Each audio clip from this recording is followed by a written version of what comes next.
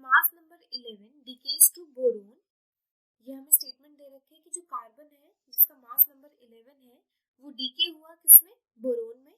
अब हमसे फर्स्ट पूछा गया है is it a beta positive decay, और सेकंड हमसे पूछा गया है the half life of the decay scheme is 20.3 minutes, how much time will elapse before a mixture of 90% carbon minus 11 and 10% boron minus 11 by the number of atoms converts itself into a mixture of 10% carbon minus 11 and 90% boron minus 11। तो हमें time calculate करना है कि कितने time में ये जो mixture है ये कन्वर्ट हो जाएगा ऑटोमेटिकली कितने में, that is 10% carbon minus 11 and 90% boron minus 11।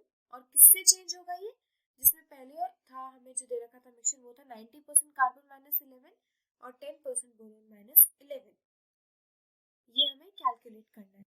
Now the solution for the question is, suppose हम फर्स्ट पार्ट से स्टार्ट करते हैं। हमसे पूछा गया कि एक पॉजिटिव बीटा पॉजिटिव डीके है या नहीं।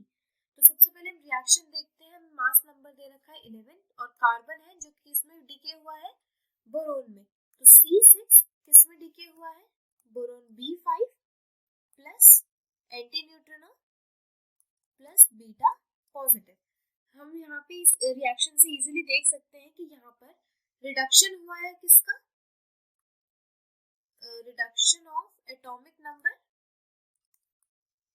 बाय 1, क्योंकि हमने देखा है कि कार्बन का जो एटॉमिक नंबर होता है वो होता है 6 और बोरोन होता है 5। तो यहाँ पे -1 का जो है एटॉमिक नंबर का रिडक्शन हुआ है, so it is a beta positive decay. तो ये हमारी एक बीटा पॉजिटिव डीके है। सो फर्स्ट पार्ट का आंसर है कि yes it is a beta positive DK.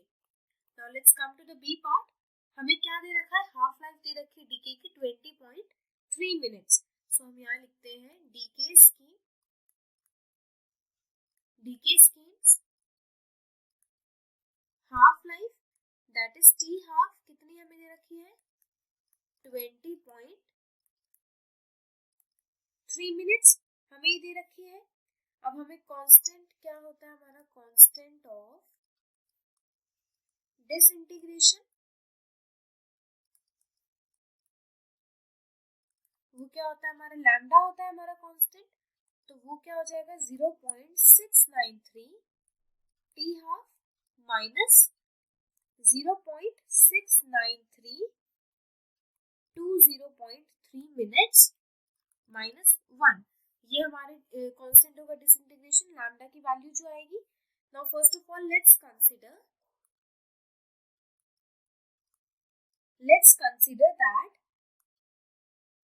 that T is the time taken for the conversion of mixture, किस mixture का, जो हमें दे रखा था कि 90% carbon minus 11 and 10% boron minus 11, ये कन्वर्ट हुआ किसमें, 10% माइनस 11 एंड 90% बोरोन माइनस 11 में। सो इसमें कन्वर्ट होने के लिए हमने मान लिया कि इसको टी टाइम लगेगा। सो हम लेंगे लेट 100 n0 जो है वो क्या है हमारा टोटल नंबर ऑफ एटम्स, ये हमने लेट कर ली कि 100 n0 है टोटल नंबर ऑफ एटम्स। अब उसके बाद इनिशियली क्या होगा, initially there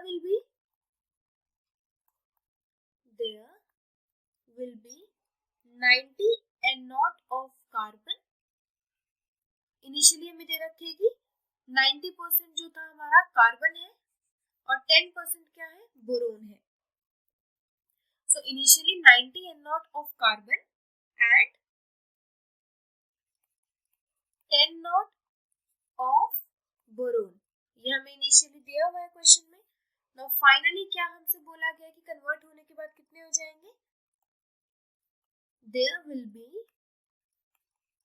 10 n0 of carbon and 90 n0 of boron। हमें क्वेश्चन में ये दे रखा है किसमें कन्वर्ट होगा। Now then the equation will be, then the equation will be क्या हो जाएगी हमारी equation, n it is equals to or you can say n minus n naught e to the power minus lambda t। ये हमारी equation बन जाएगी। यहाँ पर हेयर n naught क्या है हमारा, number of atoms at initial stage. हमने n naught जो माना है वो है इनिशियल स्टेज पे number of atoms, and n क्या है हमारा, n is the undecayed atoms that are left. यही हमसे क्वेश्चन में दे रखा है कि हमें बताना है कि क्या बोलते हैं कि कन्वर्ट होने के बाद हमारा जो मिक्सचर है 10% कार्बन में और 90% बोरोन में चेंज हो जाएगा, तो कितना टाइम उसमें लगेगा कन्वर्ट होने में। सो हमने मान लिया n जो है वो अनडीकेड एटम्स है। नाउ फॉर कार्बन क्या हो जाएगा, 10 n naught it is equals to 90 n naught e to the power minus lambda t। ये हमें दे रखा था कि इनिशियल जो था वो था हमारा 10 n naught जो है हमारी फाइनल वैल्यू और 90 उसकी इनिशियल थी कार्बन के लिए देखा जाए तो। So after calculating it becomes 90 it is equals to e to the power minus 0.693 20.3 multiply by t। ये हमारी वैल्यू है।